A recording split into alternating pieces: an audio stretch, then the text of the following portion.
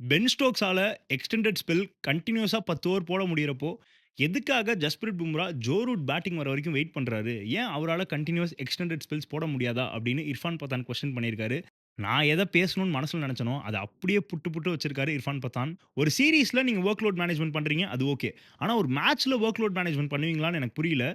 Already எட்பாஸ்டன்ல work load management rest எடுத்தாச்சு. Okay, absolutely fine. மறுபடியும் லார்ட்ஸ்ல மேட்ச் விளையாடிட்டு இருக்கிறப்போ எப்படி வொர்க் லோட் மேனேஜ்மென்ட் வொர்க் ஆகும்னு எனக்கு புரியல. மத்த பவுலர்ஸ் அண்ட் ஃபீல்டர்ஸ் எல்லாருமே ஹார்ட் அண்ட் சோல் குடுத்து கிரவுண்ட்லயே இருப்பாங்க. ஜஸ்பிரிட் பும்ரா மட்டும் அப்பப்போ உள்ள போயிட்டு வொர்க் லோட் மேனேஜ்மென்ட்னு சொல்றாரு. அதுவும் அவரால எக்ஸ்டெண்டட் ஸ்பெல்ஸ் போட முடியலன்னா, what work load management is this? What fitness is this?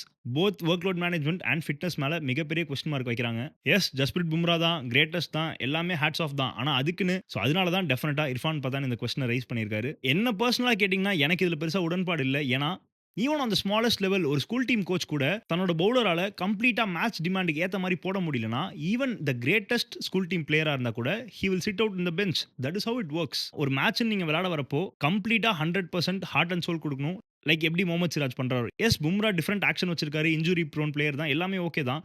But அது எவ்வளோ நாள் நம்ம ஜஸ்டிஃபை பண்ணி, ஒவ்வொரு தடவையும் பவுலிங் போட்டு உள்ள போயிட்டு வரத நம்ம ஜஸ்டிஃபை பண்ணுவோம்னு எனக்கு தெரியல. அதே மாரி ஒரு பவுலரால எக்ஸ்டெண்டட் ஸ்பெல்ஸ் போட முடியல. அவரு பாடிக்கு ஏத்த மாரி தான் நான் போடுவேன். கன்டினியூஸா என்னால போட முடியாதுன்னா, I don't agree with this.